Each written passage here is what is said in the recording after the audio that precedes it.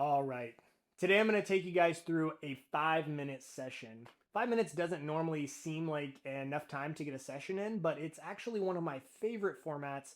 And so I want to show you guys what it looks like for me, talk about a little bit of the concept behind it and why you would want to do it. And then you can take it out into the field and practice it on your own. But yeah, this is just a great tool that I use because being able to set aside 30 minutes or an hour is a huge training barrier for a lot of people. And so if you can just set 5 minutes and be like, I'm going to practice for 5 minutes any skill, and you do that consistently enough, you will get better at it. So I'm going to take you guys through the entire session, start to finish. You'll be able to see how I apply it, and I'm going to talk about how you can also apply these same concepts. They're very, very simple to your own training, and that way, even if you only have 5 minutes, you'll have plenty of time for a session. So here we go. The session's only going to be 5 minutes long, so I like to set some parameters at the beginning to make sure that it is a very focused 5 minutes of work. So for this 5 minutes, I want to spend the majority, if not all of it, up on the canes. I know that if I'm spending 5 minutes up on the canes, that I'm going to be getting a good amount of balance work. I'm also going to be forced to utilize different hand balancing skills and shapes to be able to continue moving on the canes. And to prevent myself from settling into too easy of postures, I like to also set another parameter of challenging myself the entire time. So if something starts to feel too easy, or if I don't feel like I am getting any benefit out of it, I've got to change the position or continue moving. So here we go. 5 minutes on the clock.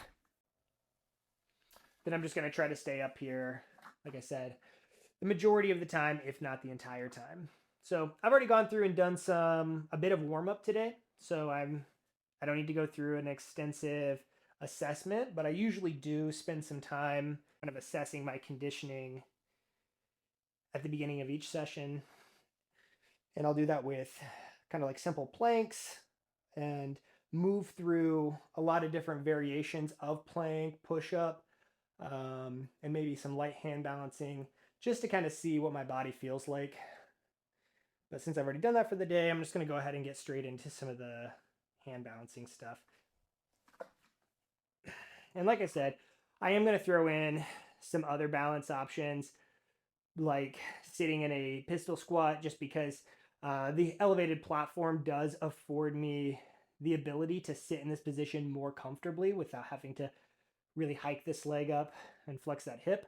So I'm getting good balance work and stability work on a single leg, but I'm also getting a lot of really good stretching on this leg because I'm compressing at the hip, at the knee, and also at the ankle. So the flexion here, here, and here, especially having to utilize all of those muscles to hold myself in this shape on a platform, excellent for unlocking mobility, especially in these bottom ranges for your lower body. And then it's important to make sure that you include a good amount on both sides. I mean, obviously, you'll have a good side and a bad side, unless you're ambidextrous, but even still, it's difficult to split the workload 50-50. And what that really highlights is whatever gets more exposure is generally going to be more proficient. So you can take that lesson from dominant and less dominant sides and apply that to your training. If I do it more, I'll get better at it. It's a simple concept. So one of the things that I like to try to make sure that I am constantly getting exposure to is this position here. Hip flexion, knee flexion, ankle or dorsiflexion. Because I want to be able to sit in this position comfortably. It's very, very useful for not just for my training, but everything outside of my training, my jujitsu, day-to-day living, sitting comfortably, and a variety of other things. All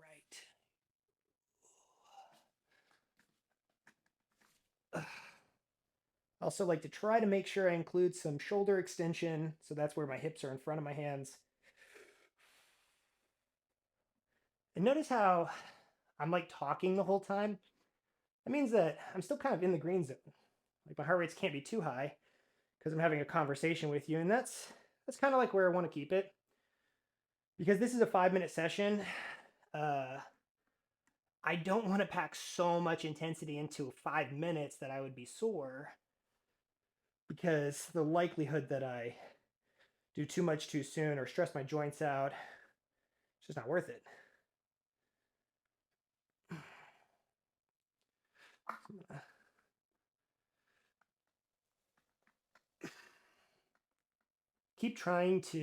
to keep trying to maintain sort of a conversational pace or conversational tone while I train.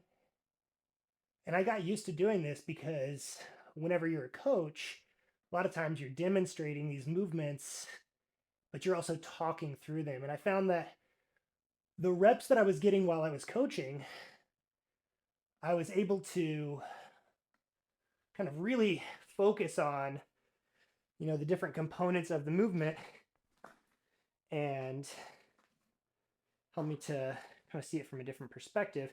But also, I noticed that if I didn't go like balls to the wall with every single rep, and left a little bit in the tank and was able to kind of keep a conversational tone, I was able to get kind of better results on average across the entire session, instead of just having a few really, really good reps and then kind of degrading into some shitty ones. Oftentimes, I end up finishing with my best reps, which is pretty cool. All right. And it's not that I'm not working hard. Like, I'm sweating right now for sure. I'm wearing a hoodie, but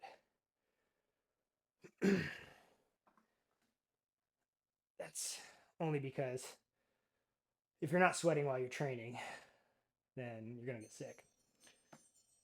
There's 5 minutes right there. So like I said, worked up a sweat. I got some shoulder extension work, did a little bit of hand balancing, got some exposure to that, got some deep squat exposure, but some really good exposure to this whole complex here, this hip flexion, knee flexion, dorsiflexion, in a way that I wouldn't have been able to on the floor, or at least as comfortably and for as long.